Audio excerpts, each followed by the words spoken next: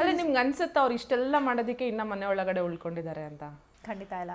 ಅವ್ರನ್ನ ಸೇವ್ ಮಾಡದೇ ಇದ್ದಿದ್ರೆ ಇಮ್ಯುನಿಟಿ ಸಿಗುತ್ತೆ, ಫೈನಲಿಸ್ಟ್ಸ್ ಒಬ್ಬ ಕಂಟೆಂಡರ್ನ ಸೇವ್ ಮಾಡ್ಬೋದು ಅಂತ ಒಂದು ಪ್ರೆಸ್ ಮೀಟ್ ಕಾನ್ಸೆಪ್ಟ್ ಆಗುತ್ತೆ.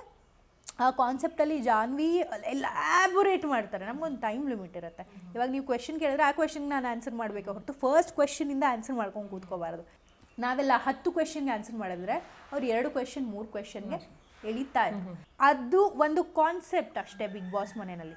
ಆ ಕಾನ್ಸೆಪ್ಟಿಗೆ ಅವರ ಬ್ಯಾಕ್ಗ್ರೌಂಡ್ ತೆಗೆದು ಅವರು ಜರ್ನಲಿಸ್ಟ್, ಅವ್ರಿಗೆ ಗೊತ್ತಿದೆ ಅಂತೆಲ್ಲ ಹೇಳೋದು. ಯಾಕಂದರೆ ಎಲ್ಲ better without being a journalist ಅಷ್ಟು ಜನ ಕಂಟೆಸ್ಟೆಂಟ್ಸ್ ಟ್ರೈ ಮಾಡಿದ್ದಾರೆ, ಬೆಸ್ಟ್ ಕೊಟ್ಟಿದ್ದಾರೆ ಅಂದರೆ ಯಾರನ್ನ ಅಪ್ರಿಷಿಯೇಟ್ ಮಾಡಬೇಕು?